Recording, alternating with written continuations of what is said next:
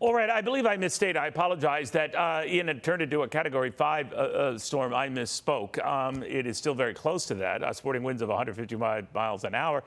It would have to get up to 157 to do that. Anyway, a lot of big events, regardless of whether it's that or higher, have been pre-canceled pretty much across the Sunshine State, including the launch or another crack at it for the Artemis rocket that it would be our return to the moon.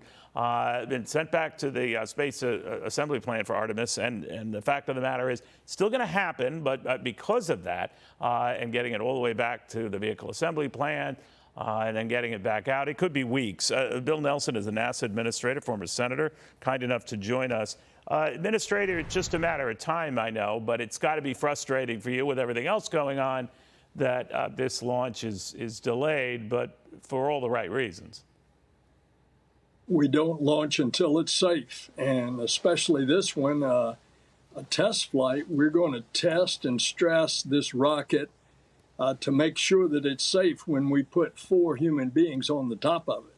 That's right. In the meantime, by the way, we got a human space flight going next Wednesday.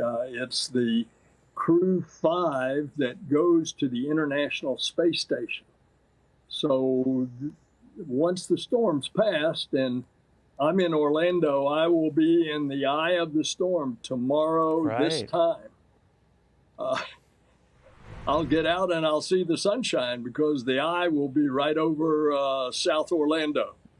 Yeah, but it's the stuff that you worry about after that, right, Administrator? You know, it is impressive to see everything that NASA's doing, and in conjunction with private enterprise and all the rest. It's like we're heralding back to the great old days, even revisiting the moon 50 years after the fact. But we have a lot of company, don't we, Administrator, including China and Russia and a host of others.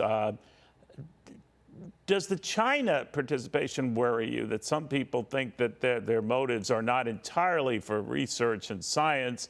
They use as an example what they've been doing in the South China Sea, militarizing islands that don't even belong to them, and they fear that maybe this is their intent here. What do you think? Well, I think they're very secretive, non-transparent. And that's why we've had such a difficult time in trying to get along with them. The one time that we have deconflicted is on traffic in the region of Mars. But beyond that, they put up and they have a good space program. Obviously, they've made tremendous gains in the last decade. So, for example, they put up their space station, and they don't reserve enough fuel to have a controlled reentry of the big booster rocket. It comes down uncontrolled, and then they won't tell anybody where it is going. They did that once and twice when they put up the second component of their space station. So it is what it is, and I think you just very accurately identified it. Our concern is we don't want the south pole of the moon where we think the resources are. We don't want that to become the Spratly Islands. No, I see what you mean. Senator, I'd be curious to get your take on Russia, though. It's bugging out of the International Space Station, so I don't know if that's just a threat or whether they plan to follow up on that. But what happens to the ISS if Russia's no longer part of it? The Jekyll-Hyde relationship that we have is, you see what Putin is doing in Ukraine, which is inexcusable and horrible. And at the same time, ever since 1975 in the old Soviet Union, we have had a cooperative civil space program.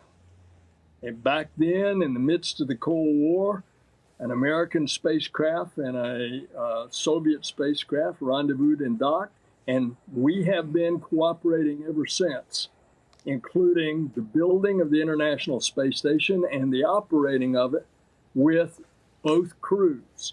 That continues to this day, and I expect that's going to continue for the life of the station all the way to 2030.